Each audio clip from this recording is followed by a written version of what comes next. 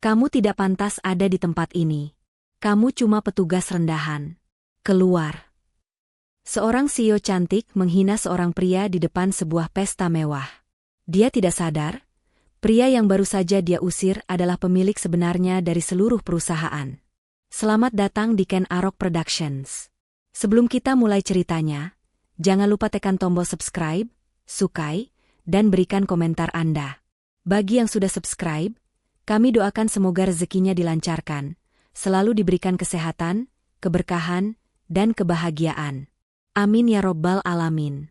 Coba tulis di kolom komentar, kalian menonton cerita ini dari daerah mana saja? Insya Allah, dengan kehendak Tuhan alam semesta, doa-doa kita bisa terkabul. Baik, mari kita mulai ceritanya. Lampu-lampu berkilauan dari gedung-gedung pencakar langit di kawasan bisnis Sudirman, Jakarta, seakan berlomba memamerkan kemewahan. Malam itu, di salah satu hotel termegah di pusat kota, sebuah acara akbar sedang berlangsung di aula utamanya yang begitu megah. Ruangan itu telah disulap. Rangkaian bunga impor termahal menghiasi setiap meja, dan lampu-lampu kristal raksasa menggantung di langit-langit, membiaskan cahaya keemasan ke lantai marmer yang mengilap. Alunan musik klasik mengalun lembut, bercampur dengan denting gelas dan percakapan para tamu undangan yang berpakaian necis. Ini adalah acara makan malam tahunan, Prestige Properties, salah satu pengembang properti elit di ibu kota. Dan di pusat semua kemewahan ini, berdirilah Amanda. Amanda, sang direktur utama. Sosoknya tinggi semampai, dibalut gaun malam berwarna merah marun yang seolah memeluk tubuhnya dengan sempurna. Wajahnya cantik, riasannya tanpa celah, namun matanya memancarkan ketajaman yang membuat siapapun merasa gentar. Ia berjalan menyusuri ruangan, langkah kakinya yang berhak tinggi terdengar pelan di atas karpet tebal. Matanya mengawasi segalanya. Tidak ada satu detail pun yang luput dari perhatiannya. Itu, ujarnya tiba-tiba, suaranya pelan namun tegas, menunjuk ke sebuah vas bunga di sudut. Miring 2 senti ke kiri. Betulkan sekarang. Seorang petugas yang berada di dekatnya langsung tergopoh-gopoh membetulkan, tangannya sedikit gemetar. Amanda tidak menunggu untuk melihat hasilnya. Baginya, kesempurnaan adalah harga mati. Malam ini bukan sekadar pesta biasa. Amanda tahu betul, malam ini adalah pertaruhan besar bagi jabatannya. Prestige Properties, perusahaan yang ia pimpin, bernaung di bawah sebuah grup perusahaan raksasa, Nusantara Capital Group. Dan baru sebulan lalu, seluruh Nusantara Capital Group diakuisisi. Dibeli lunas oleh seorang investor misterius. Tidak ada yang tahu siapa orangnya. Namanya dirahasiakan rapat-rapat. Yang beredar hanyalah kabar angin. Dia masih muda, dia sangat tertutup, dan dia kejam dalam berbisnis. Malam ini, sang pemilik baru itu dikabarkan akan hadir. Amanda harus memberikan kesan terbaik. Dia harus membuktikan bahwa dialah orang yang tepat untuk tetap memimpin. Sambil merapikan rambutnya, Amanda menatap ke arah pintu masuk utama, menunggu kedatangan sosok yang akan menentukan nasibnya itu. Dia tidak tahu, sosok itu sudah lama berada di dalam ruangan yang sama dengannya. Jauh dari gemerlap panggung utama, jauh dari lingkaran para tamu penting yang saling melempar senyum mahal, ada sosok-sosok yang bergerak nyaris tak terlihat. Mereka adalah bayangan di tengah pesta. Para pelayan, para petugas teknis, dan para petugas kebersihan. Di antara mereka, ada seorang pria muda bernama Gilang. Setidaknya, itulah nama yang tertera di seragam biru tuanya yang sedikit pudar. Seragam standar petugas perjamuan hotel. Gilang bergerak dengan efisien, membawa nampan berisi gelas-gelas kotor, lalu kembali lagi dengan teko air untuk mengisi ulang gelas para tamu yang kosong. Tidak ada yang memperhatikannya. Baginya, dia hanyalah bagian dari dekorasi, sama seperti taplak meja atau tiang pembatas. Para tamu kaya itu melaluinya tanpa menoleh, menganggapnya angin lalu. Namun, di balik seragam sederhana dan ekspresi wajah yang datar itu, bukanlah Gilang, si petugas hotel. Dia adalah Dika Adijaya. Pria yang namanya hanya berani dibisikkan di ruang-ruang rapat dewan direksi. Pemilik tunggal Nusantara Capital Group, konglomerasi raksasa yang baru saja menelan Prestige Properties. Dika bisa saja datang dengan mobil termahal, berjalan di atas karpet merah, dan disambut dengan puluhan jepretan kamera serta jabat tangan palsu. Tapi itu bukan caranya. Dia tidak percaya pada laporan di atas kertas. Dia tidak percaya pada presentasi yang sudah dipoles cantik. Dia percaya pada apa yang dia lihat dengan mata kepalanya sendiri. Malam ini, dia adalah Gilang. Dan tujuannya hanya satu. Melihat dari dekat, tanpa saringan, tanpa kepalsuan, bagaimana Amanda, sang CEO baru di anak perusahaannya, bekerja. Dia ingin tahu, apakah wanita brilian yang angka-angkanya di laporan begitu mengesankan itu, memiliki karakter yang sepadan. Dari sudut ruangan, sambil pura-pura mengelap meja konsol, Dika mengawasi Amanda. Dia melihat cara Amanda tersenyum pada seorang pejabat, lalu sepersekon kemudian berbalik dan memberi tatapan tajam pada seorang manajer. Dika mencatat semuanya dalam hati. Dia sedang menilai investasinya. Dan sejauh ini, dia belum yakin apakah dia menyukai apa yang dia lihat. Dika, dalam samaran Gilang, bergerak di antara kerumunan. Dia mengambil posisi di dekat stasiun minuman, tempat para pelayan mengisi ulang air dan mengambil pesanan. Ini adalah titik strategis. Dia bisa mendengar percakapan kecil para tamu, sekaligus mengamati bagaimana staf inti bekerja di bawah tekanan. Tiba-tiba, sebuah suara pelan penuh ketakutan terdengar, Maaf, Tuan, saya tidak sengaja." Dika menoleh. Seorang pelayan muda, usianya mungkin baru awal 20-an, berdiri kaku di dekat meja seorang tamu penting. Tamu itu sedang membersihkan setitik noda air dari lengan jasnya, sementara si pelayan memegang nampan dengan tangan gemetar. Saat menuang air, tangannya menyenggol gelas dan setetes air memercik lengan jas tamu itu. Kesalahan yang sangat kecil.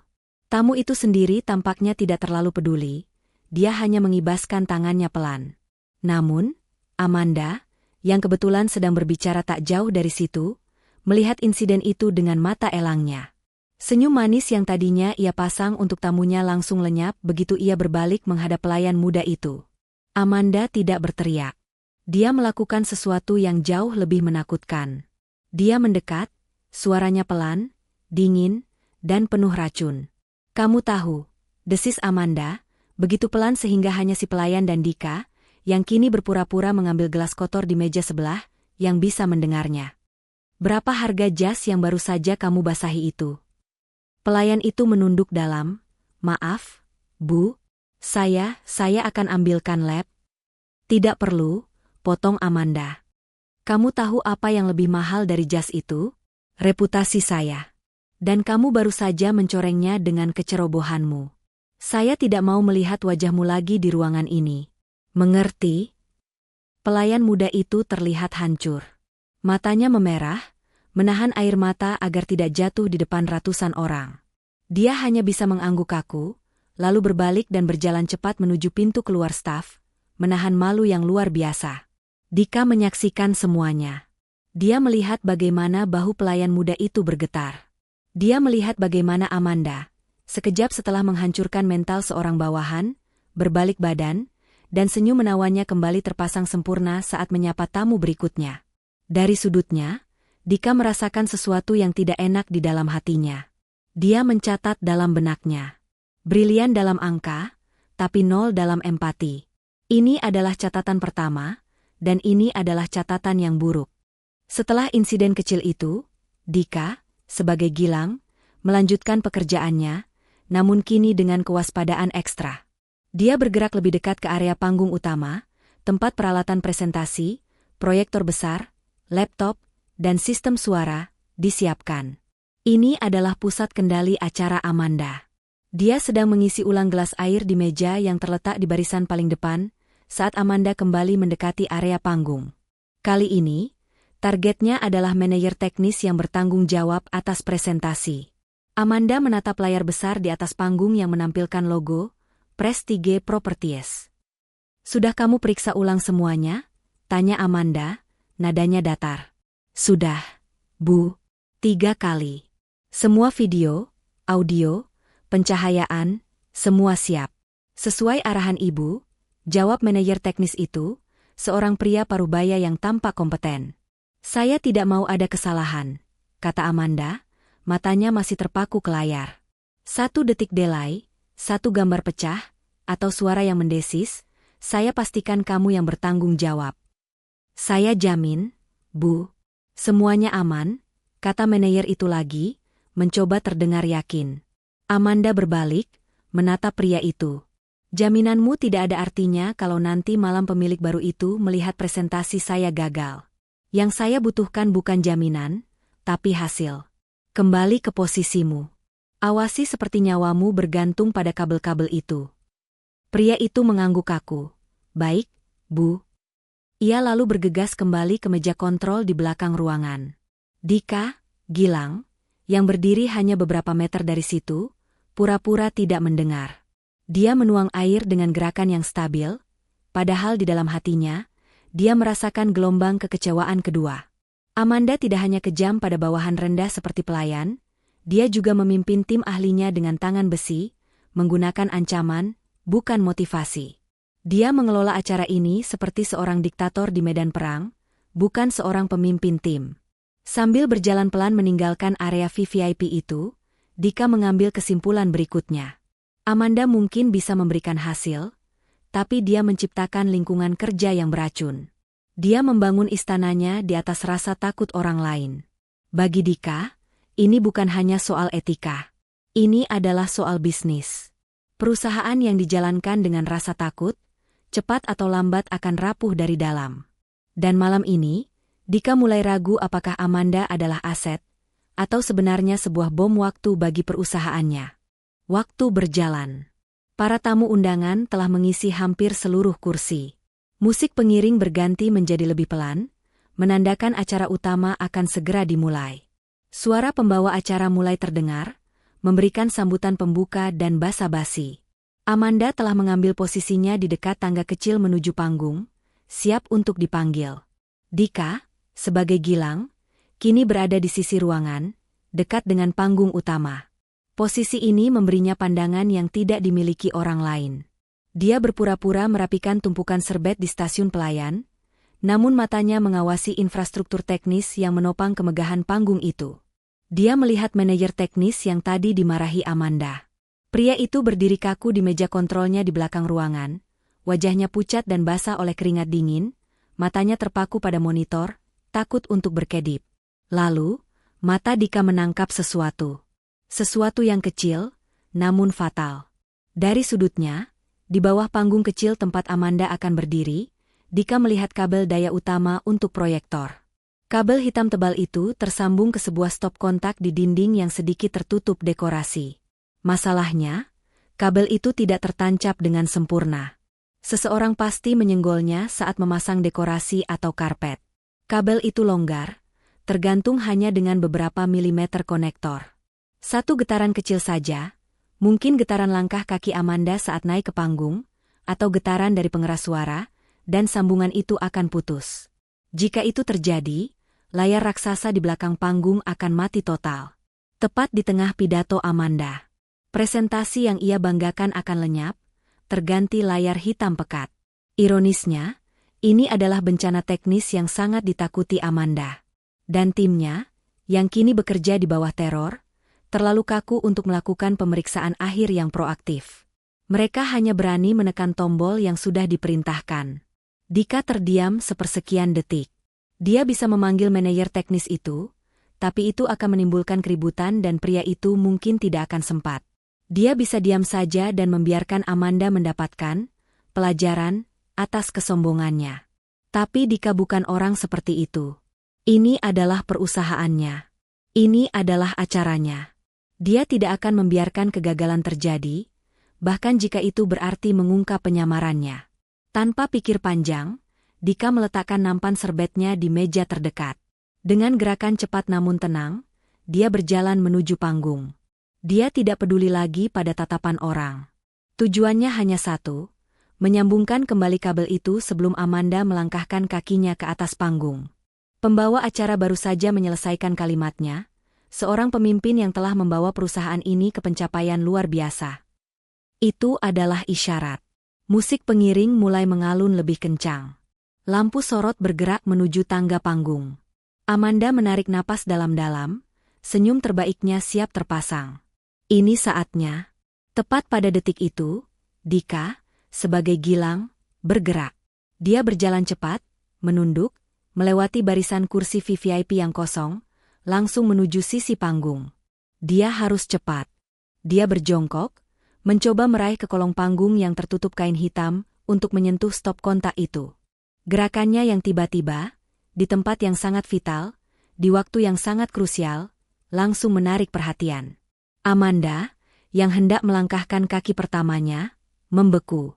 Seluruh persiapan berbulan-bulan, pidatonya yang sempurna, gaunnya yang mahal, dan ambisinya yang membara, semua terancam oleh satu pemandangan yang tak terduga.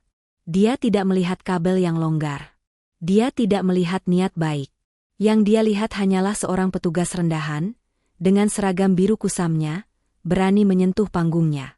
Berani berada di area terlarang, beberapa detik sebelum dia tampil. Bagi Amanda, ini adalah sebuah penghinaan terhadap statusnya. Sebuah kotoran di tengah pesta porselennya. Semua ketegangan, semua rasa cemas akan kehadiran pemilik baru, semua kesombongannya yang telah ia kumpulkan bertahun-tahun, meledak di satu titik. Dan Dika adalah sasarannya. "Hei, kamu!" Suara Amanda memecah keheningan yang khusyuk. Musik berhenti mendadak. Pembawa acara terdiam. Ratusan pasang mata tamu undangan serentak menoleh. Amanda tidak peduli. Wajah cantiknya mengeras, dipenuhi amarah. Dia berjalan cepat, langkah kakinya penuh kemurkaan, menghampiri Dika yang masih berjongkok. Dia bahkan tidak memberi Dika kesempatan untuk berdiri atau menjelaskan. Jari telunjuknya yang lentik teracung lurus, hanya berjarak beberapa senti dari wajah Dika. Adegannya persis seperti gambar yang kita lihat di awal. Sebuah konfrontasi yang brutal. Seorang ratu yang murka di hadapan seorang pesuruh. Aula yang tadinya bising mendadak senyap. Hening. Ratusan pasang mata, yang tadinya menatap panggung dengan penuh harap, kini serempak tertuju pada satu titik. Pada sang CEO yang cantik dan pria berseragam biru yang berjongkok di kakinya. Dika baru saja berhasil menekan steker kabel itu hingga tertancap kencang. Sedetik sebelum Amanda tiba di depannya. Dia perlahan mengangkat wajahnya, menatap jari telunjuk yang teracung lurus ke arahnya. "Beraninya kamu," desis Amanda, suaranya bergetar menahan amarah. Wajahnya yang cantik memerah. "Beraninya kamu mengotori panggung saya." Dika mulai berdiri, tangannya terangkat pelan, mencoba menenangkan. "Bu, maaf. Tadi ada kabel yang..." "Diam," potong Amanda. Suaranya kini melengking, tidak lagi peduli pada citranya yang anggun. "Saya tidak bicara padamu. Saya memberi perintah." Dia menatap Dika dari ujung rambut sampai ujung sepatu. Tatapan yang begitu merendahkan, seolah dia sedang melihat sesuatu yang menjijikkan. "Kamu tidak pantas ada di tempat ini." "Mengerti?" teriaknya. Kata-katanya menggema di aula yang hening. "Ini acara para dewan. Ini acara para investor. Ini tempat orang-orang penting. Lihat dirimu." Amanda menunjuk seragam Dika yang sederhana. "Kamu cuma petugas kebersihan. Petugas rendahan yang harusnya ada di belakang. Beraninya kamu ada di sini, di depan?" Para tamu terperangah. Beberapa mulai berbisik-bisik, merasa tidak nyaman. Beberapa yang lain justru menikmati drama itu, memandang rendah pada Dika. Dika hanya diam, menatap Amanda dengan sorot mata yang sulit diartikan. Melihat Dika tidak langsung berlari ketakutan, amarah Amanda semakin menjadi. "Apa kamu tuli? Keluar!" pekiknya. Untuk menegaskan ucapannya, Amanda melakukan sesuatu yang mengejutkan semua orang. Dia melangkah maju dan mendorong bahu Dika dengan kasar. "Saya bilang, keluar. Sekarang juga. Pergi. Jangan sampai saya panggil keamanan untuk menyeretmu seperti sampah." Penghinaan itu kini sempurna. Total. Dilakukan di depan umum, di bawah ratusan pasang mata yang menjadi saksi. Amanda berdiri tegak, napasnya terengah karena marah, merasa menang telah mengusir kotoran itu. Dorongan keras itu membuat Dika terhuyung satu langkah ke belakang. Namun, ia tidak jatuh. Dia hanya berdiri tegak, membiarkan tangannya yang sempat terangkat untuk menyeimbangkan diri, turun kembali ke sisi tubuhnya. Aula itu senyap total. 100% hening. Satu-satunya suara adalah napas Amanda yang terengah-engah, dadanya naik turun di balik gaun mahalnya, matanya masih menyala-nyala karena amarah. Di bawah tatapan ratusan tamu undangan, Dika, dalam seragam gilangnya yang sederhana, hanya diam. Dia tidak menunduk. Dia tidak terlihat takut. Dia tidak berusaha membela diri atau membalas makian. Dia hanya menatap Amanda. Dan tatapan inilah yang membuat suasana terasa semakin ganjil. Tatapan, gilang, yang tadinya biasa saja, kini hilang. Yang menatap Amanda adalah sorot mata yang lain. Sorot mata yang tenang, dalam, dan tajam. Tajamnya tatapan itu menembus amarah Amanda, seolah sedang menilai sesuatu jauh di dalam dirinya. Itu bukan tatapan seorang bawahan yang ketakutan. Itu bukan tatapan orang yang merasa malu karena dipermalukan. Itu adalah tatapan seseorang yang memegang kendali. Amanda, yang tadinya merasa menang, tiba-tiba merasa sedikit bingung. Dia mengharapkan pria ini gemetar, memohon maaf, atau lari. Dia tidak mengharapkan keheningan yang menantang ini.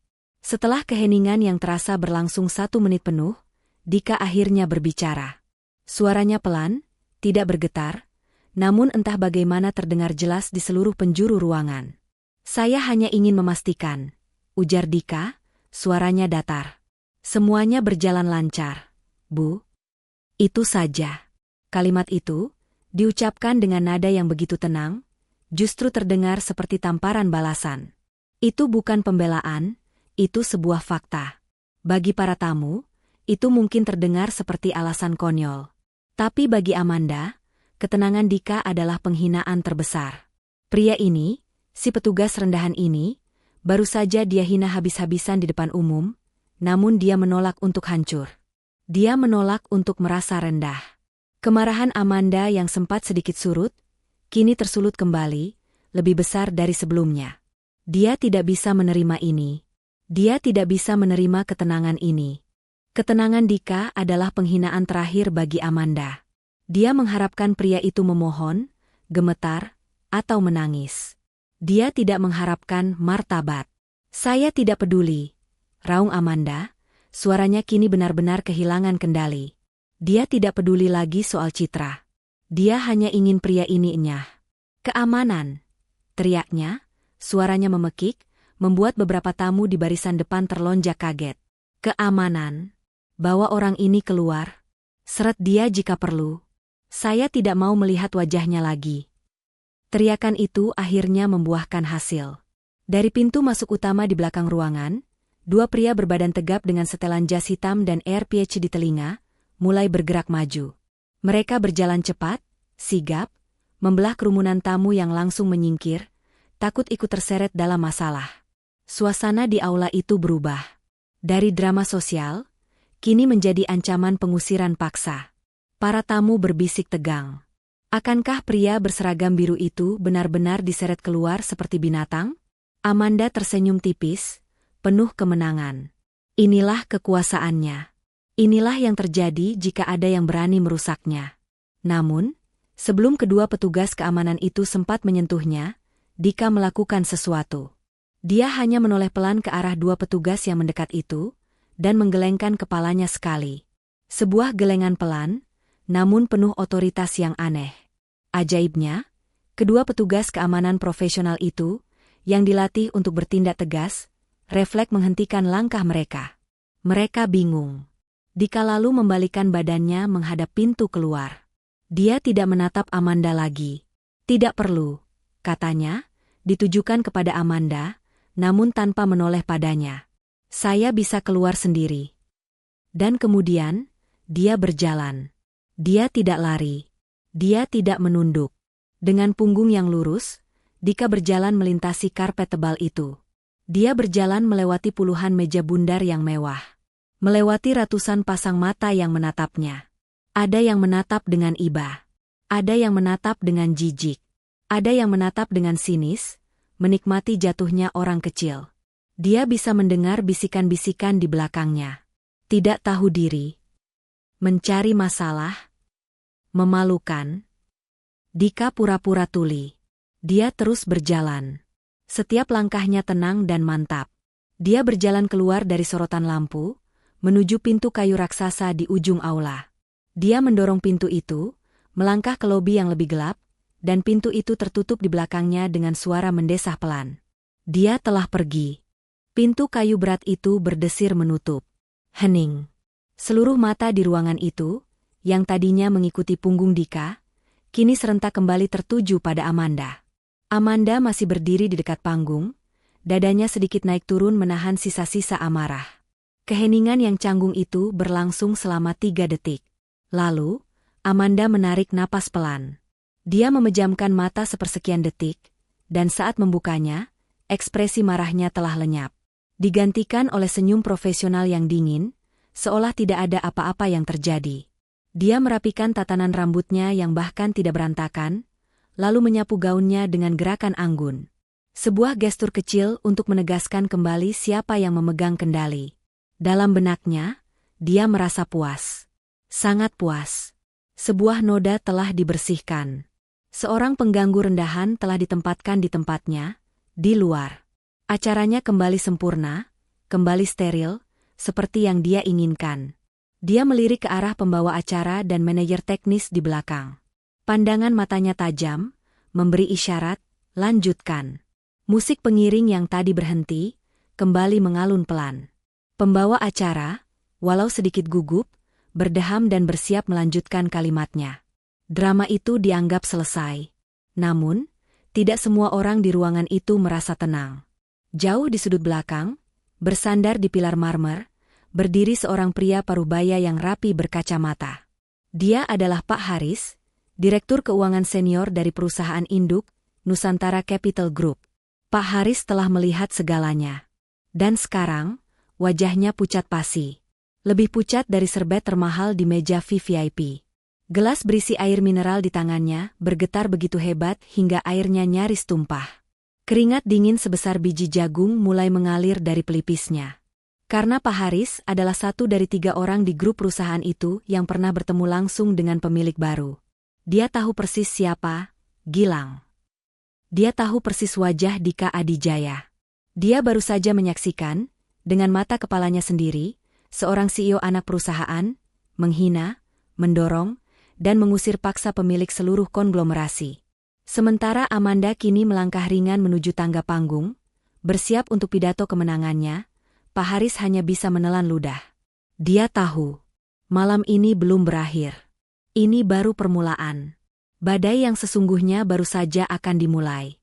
Lampu sorot kini kembali fokus ke panggung, mengikuti setiap langkah Amanda saat ia naik ke podium kayu yang ramping. Karismanya langsung mengisi ruangan. Tepuk tangan meriah terdengar. Para tamu seolah sudah melupakan insiden kecil yang memalukan tadi. Bagi mereka, itu hanya selingan. Amanda berdiri di podium, menatap ke lautan wajah-wajah penting di hadapannya. Dia tersenyum. Bukan senyum palsu yang ia berikan pada pelayan, tapi senyum penuh kuasa seorang pemimpin. Selamat malam, para tamu terhormat, suaranya mengalun, jernih dan percaya diri melalui pengeras suara. Selamat datang di malam perayaan Prestige Properties. Dia memulai pidatonya dengan lancar. Kata-katanya terpoles, penuh dengan angka-angka pencapaian yang impresif. Dia berbicara tentang pertumbuhan laba, proyek-proyek baru yang prestisius, dan bagaimana perusahaan di bawah kepemimpinannya telah mendefinisikan ulang arti kemewahan di Jakarta. Dia adalah seorang bintang. Di atas panggung itu, di bawah cahaya itu, dia adalah ratu yang tak tersentuh. Namun, lanjutnya, nadanya kini sedikit berubah, menjadi lebih hikmat. Kita semua tahu, pencapaian ini bukanlah akhir. Ini adalah fondasi. Fondasi untuk melompat lebih tinggi lagi. Dia berhenti sejenak, membiarkan kata-katanya meresap. Malam ini, katanya lagi, adalah malam yang sangat spesial. Karena kita tidak hanya merayakan apa yang telah kita capai, tapi kita menyambut sebuah era baru. Sebuah era di bawah naungan Nusantara Capital Group. Bisik-bisik antusiasme terdengar di antara hadirin. Inilah yang mereka tunggu-tunggu. Seperti yang Anda ketahui, lanjut Amanda, senyumnya semakin lebar. Perusahaan induk kita kini memiliki seorang pemilik baru. Seorang visioner yang namanya mungkin masih misterius bagi banyak orang, namun visinya untuk kita sudah sangat jelas, menjadi yang nomor 1, tanpa kompromi. Amanda terdengar begitu tulus. Dia memuji sosok yang belum pernah ia temui. Dia memuji pria yang baru saja dia usir. Saya sangat terhormat, karena malam ini, beliau telah berkenan hadir di tengah-tengah kita. Untuk melihat secara langsung fondasi kokoh yang telah kita bangun bersama. Untuk memimpin kita ke masa depan yang lebih cemerlang. Di sudut belakang, Pak Haris memejamkan matanya. Dia tidak kuat mendengarnya. Dia merasa mual. Amanda mengangkat gelasnya. Maka, tanpa perlu menunda lebih lama lagi, mari kita sambut dengan tepuk tangan yang paling meriah, sang pemimpin baru Nusantara Capital Group, Bapak Dika Adijaya. Tepuk tangan yang meriah langsung menggema di seluruh penjuru aula. Ratusan tamu undangan berdiri, memberikan penghormatan mereka, sebagian karena tulus, sebagian besar karena ingin mencari muka pada sang pemilik baru. Lampu sorot besar yang tadinya menyorot Amanda di atas panggung, kini bergerak. Ia bergeser anggun, melintasi lautan wajah-wajah penting, dan berhenti. Sinar putihnya yang terang benderang kini menyorot lurus ke satu titik. Pintu masuk utama di ujung ruangan. 2 daun pintu kayu jati raksasa yang masih tertutup rapat. Semua mata, tanpa terkecuali, kini tertuju ke pintu itu. Amanda, di atas panggung, tersenyum paling lebar. Inilah puncaknya.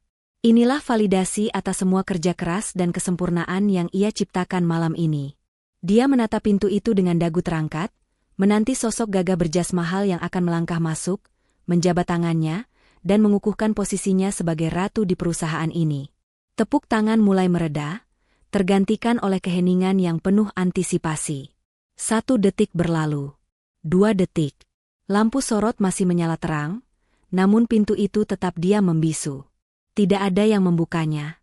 Tidak ada yang masuk. Hening. Keheningan yang tadinya penuh harap, kini berubah menjadi canggung. Para tamu mulai saling berpandangan.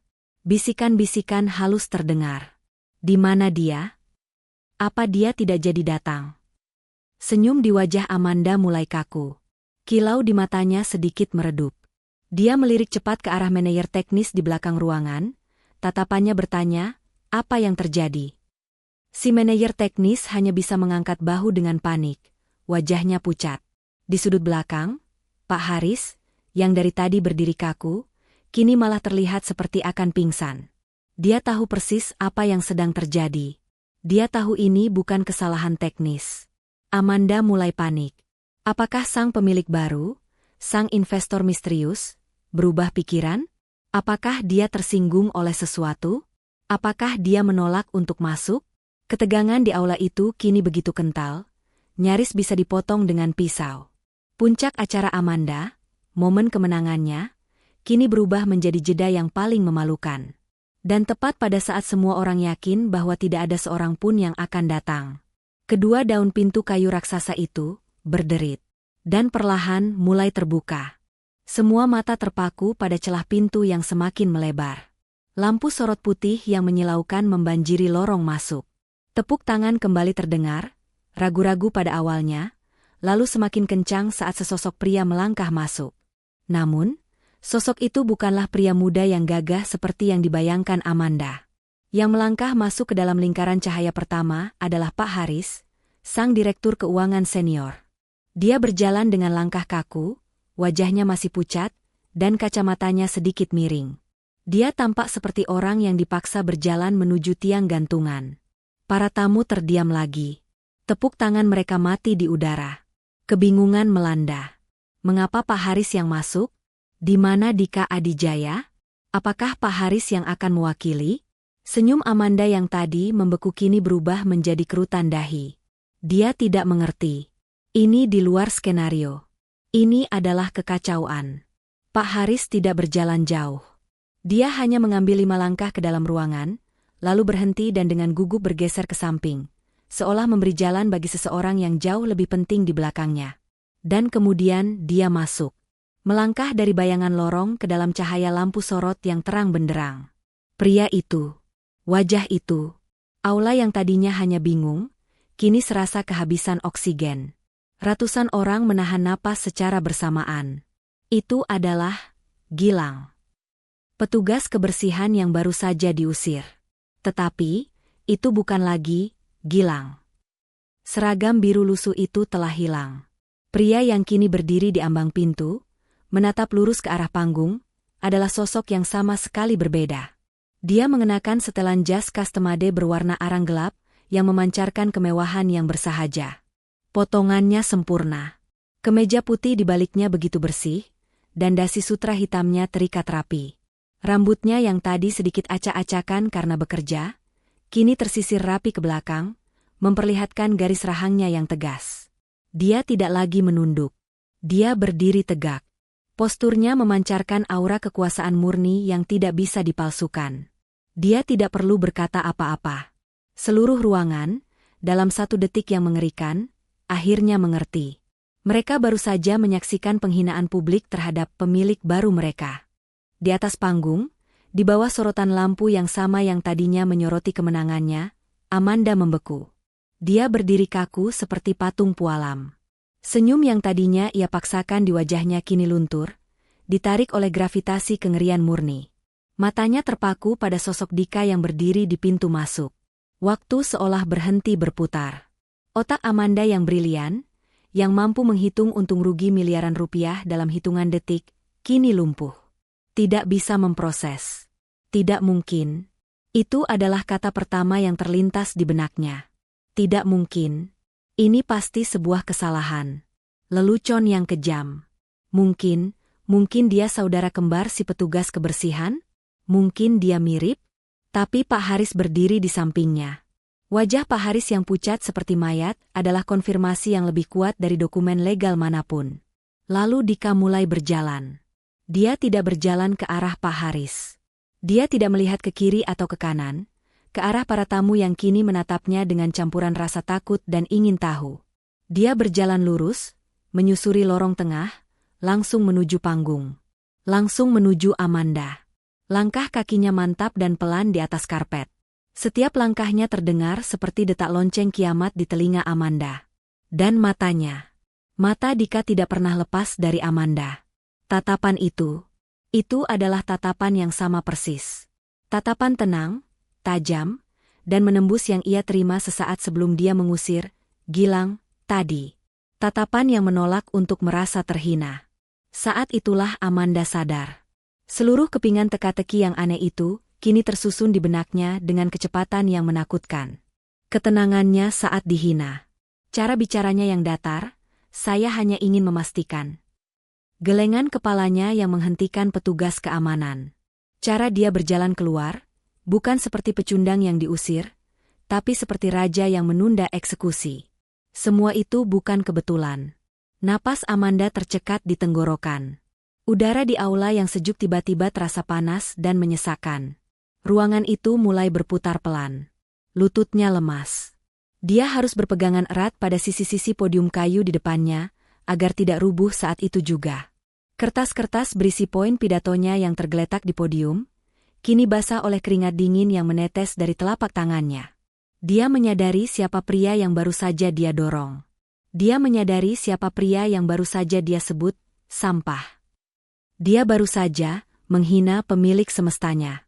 Dika tiba di kaki panggung. Dia tidak berhenti. Dia melangkah menaiki 3 anak tangga kecil, tempat yang sama di mana Amanda tadi berdiri dengan angkuh. Kini, mereka berdua berada di atas panggung. Berdiri saling berhadapan. Terang benderang di bawah lampu sorot yang sama. Amanda masih mematung, tangannya yang gemetar mencengkeram podium. Dika berhenti tepat di depannya. Dia tidak terlihat marah. Wajahnya tetap tenang, namun ketenangan itu 1000 kali lebih menakutkan daripada amarah yang meledak-ledak. Perlahan, Dika mengulurkan tangannya ke arah mikrofon yang terpasang di podium, tepat di depan Amanda. Amanda tersentak kaget, seolah baru sadar dari mimpi buruk.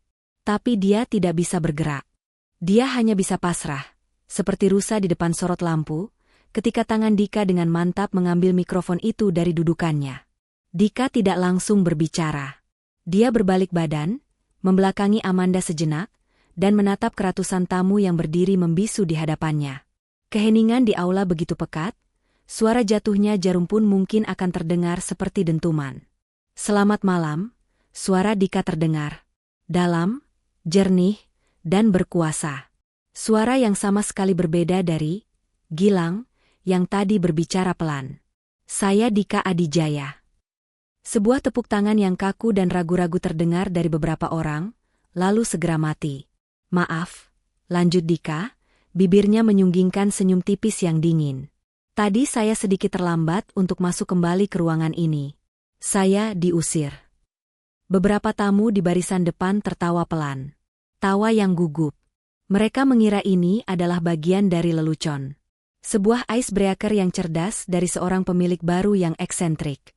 Mereka mengira dia sedang bercanda tentang betapa ketatnya keamanan acaranya sendiri. Amanda, yang berdiri di belakang Dika, tahu itu bukan lelucon. Dia merasakan darah di wajahnya surut seluruhnya, meninggalkannya sedingin es.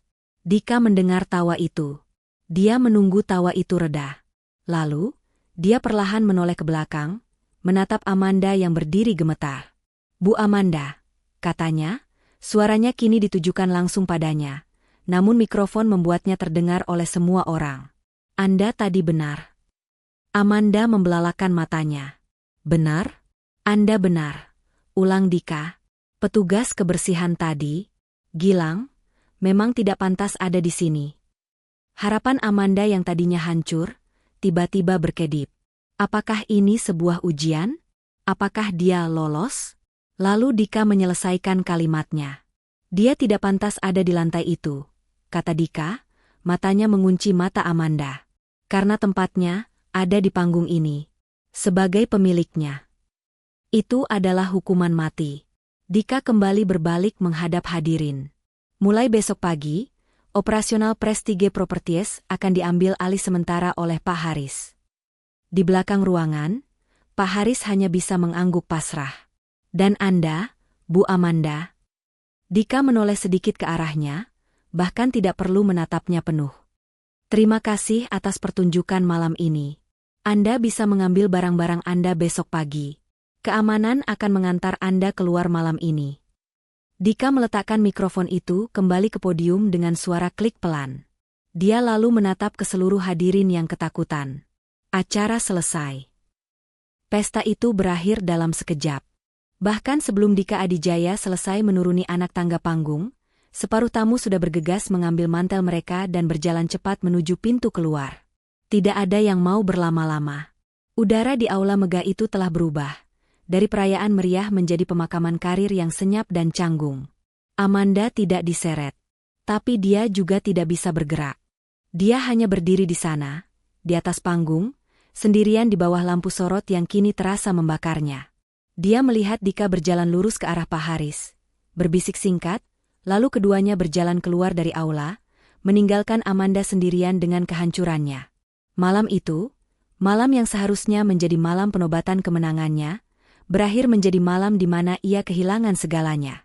Kabar tentang insiden gala menyebar di kalangan elit Jakarta lebih cepat daripada kebakaran. Keesokan paginya, nama Amanda sudah menjadi racun. Dia bukan hanya kehilangan jabatan, dia kehilangan sesuatu yang jauh lebih berharga di dunia mereka, reputasinya. Tidak ada satupun perusahaan besar yang mau menyentuhnya. Dalam semalam, dia berubah dari CEO cantik yang angkuh, menjadi sebuah cerita peringatan. Di sisi lain, Dika Adijaya memulai pekerjaannya hari itu. Hal pertama yang dia lakukan bukanlah memimpin rapat dewan direksi. Dia meminta data seluruh staf yang bertugas malam itu. Dia menemukan nama pelayan muda yang pertama kali dimarahi Amanda, karena menumpahkan setetes air. Dika memanggil pemuda itu ke kantornya. Bukan untuk dimarahi, tapi untuk didengarkan. Minggu depannya, pemuda itu dipindahkan dari perusahaan outsourcing dan diangkat menjadi staf tetap di bawah program pengembangan bakat, langsung dibiayai oleh dana pribadi Dika. Perlahan namun pasti, Dika merombak budaya di Nusantara Capital Group. Dia membuktikan bahwa nilai seseorang tidak diukur dari seragam yang mereka kenakan atau jabatan yang mereka sandang, tapi dari karakter dan rasa hormat yang mereka berikan kepada sesama manusia. Gelas kristal di ruang rapatnya mungkin masih sama, tapi kini, dia memastikan tidak ada lagi debu yang tersembunyi di baliknya. Selesailah kisah kita untuk kali ini. Terima kasih sudah setia menonton di Ken Arok Productions. Cerita, Debu di Balik Gelas Kristal, ini mengingatkan kita bahwa pakaian dan jabatan hanyalah titipan. Ukuran sejati seorang manusia terletak pada adabnya, dan bagaimana ia memanusiakan orang lain, terutama mereka yang dianggapnya di bawah. Kesombongan selalu berjalan beberapa langkah di depan kehancuran. Sekali lagi, jika Anda menyukai cerita ini, kami mohon dukungannya. Jangan lupa tekan tombol subscribe, sukai video ini, dan berikan komentar Anda di bawah. Setiap dukungan dari Anda adalah bahan bakar bagi kami untuk terus berkarya. Nantikan kisah-kisah penuh inspirasi dan pelajaran hidup lainnya, hanya di sini. Sampai jumpa.